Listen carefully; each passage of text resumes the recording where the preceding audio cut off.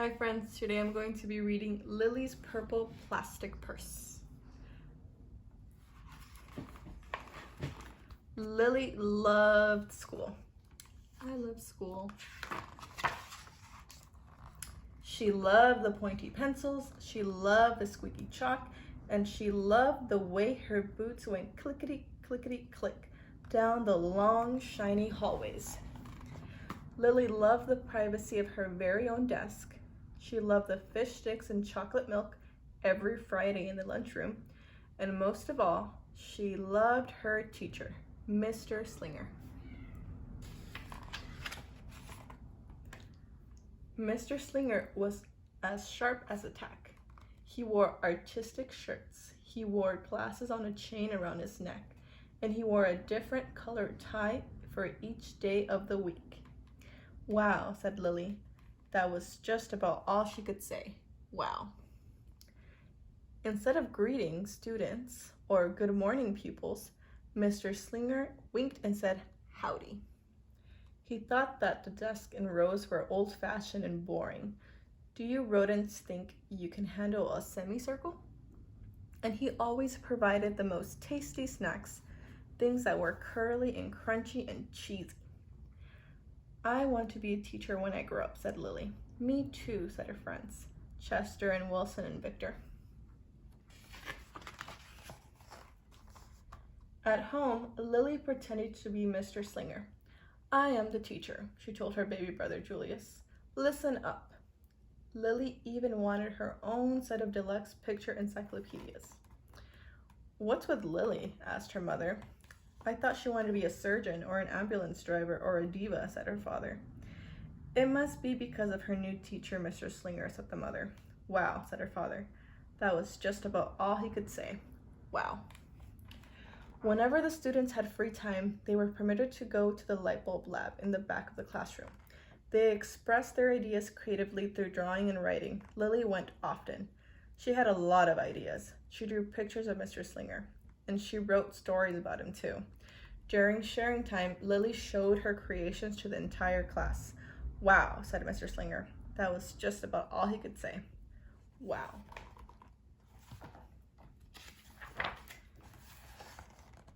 When Mr. Slinger had bus duty, Lily stood in line even though she didn't ride the bus. Lily raised her hand more than anyone else in the class, even if she didn't know the answer. And she volunteered to stay after school to clap erasers. I want to be a teacher when I grow up, said Lily. Excellent choice, said Mr. Slinger. One Monday morning, Lily came to school especially happy. She had gone shopping with her Grammy over the weekend. Lily had a new pair of movie star sunglasses, complete with glittery diamonds and a chain like Mr. Slinger's. She had 3 shiny quarters, and best of all, she had a brand new purple plastic purse that played a jaunty tune when it was opened.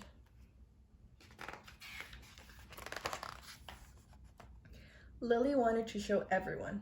Not now, said Mr. Slinger. Listen to our story. Lily had a hard time listening.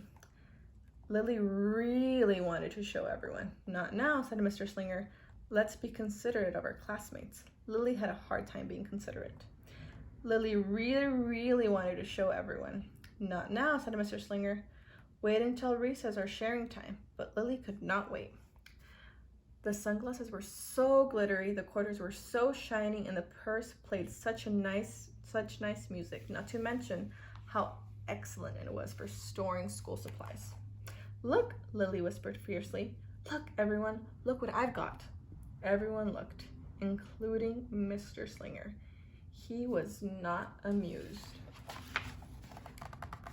I'll just keep your things at my desk until the end of the day, said Mr. Slinger. They'll be safe there, and then you can take them home. Lily's stomach lurched. She felt like crying. Her glasses were gone. Her quarters were gone. Her purple plastic purse was gone.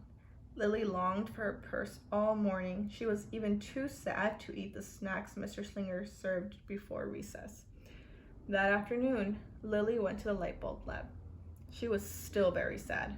She thought and she thought and she thought, and then she became angry. She thought and she thought and she thought some more. And then she became furious. She thought and she thought and she thought a bit longer. Then she drew a picture of Mr. Slinger.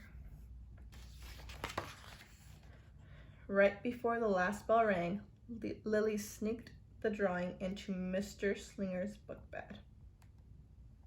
When all the students were buttoned and zipped and snapped and tied and ready to go home, Mr. Slinger strolled over to Lily and gave her her purple plastic purse back.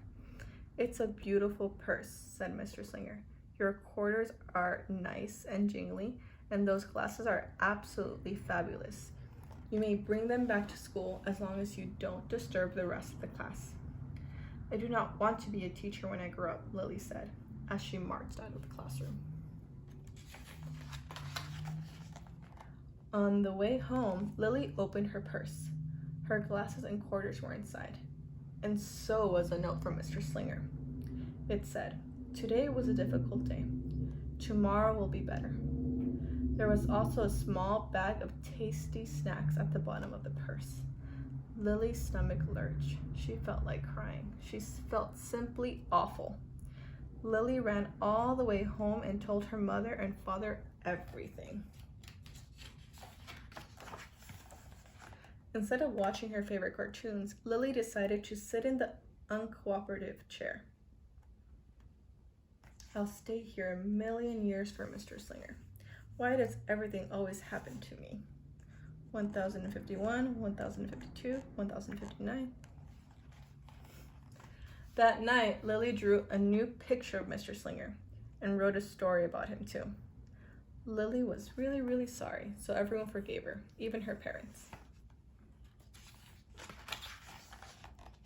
Lily's mother wrote a note, and Lily's father baked some tasty snacks for Lily to take to school the next day.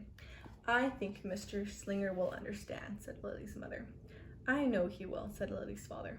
The next morning, Lily got to school early. "These are for you," Lily said to Mr. Slinger, "because I'm really, really, really, really, really, really, really, really, really, really, really, really, really, really, really, really sorry." Mr. Slinger read the story, and he looked at the picture, and he read the note, and he sampled the snacks. "Wow," said Mr. Slinger. That was just about all he could say. Wow. "What do you think we should do with this?" asked Mr. Slinger. "Could we just throw it away?" asked Lily. "Excellent idea," said Mr. Slinger. During share time, Lily demonstrated the way she uses and unique qualities of her purple plastic purse, her shiny quarters, and her glittery movie star sunglasses. Then she did a little performance using them as props. "It's called interpretive dance," said Lily. Mr. Slinger joined in. "Wow," said the class. That was just about all they could say. Wow. Throughout the rest of the day, Lily's purse and quarters and sunglasses were tucked safely inside her desk. She peeked at them often, but did not disturb a soul. Right before the last bell rang, Mr. Slinger served Lily's snacks to everyone's delight. "What do you want to be when you grow up?" asked Mr. Slinger. "A teacher," everyone responded. Lily's response was the loudest. "Excellent choice," said Mr. Slinger. As the pupils filed out of the classroom, Lily held her purple plastic purse close to her heart. Mr. Slinger was right. It had been a better day. Lily ran and skipped and hopped and flew all the way home. She was so happy, and she really did want to be a teacher when she grew up. That is, when she didn't want to be a dancer or a surgeon or an ambulance driver or a diva, or a pilot or a hairdresser or a scuba diver. The end. Thank you, friends. Bye.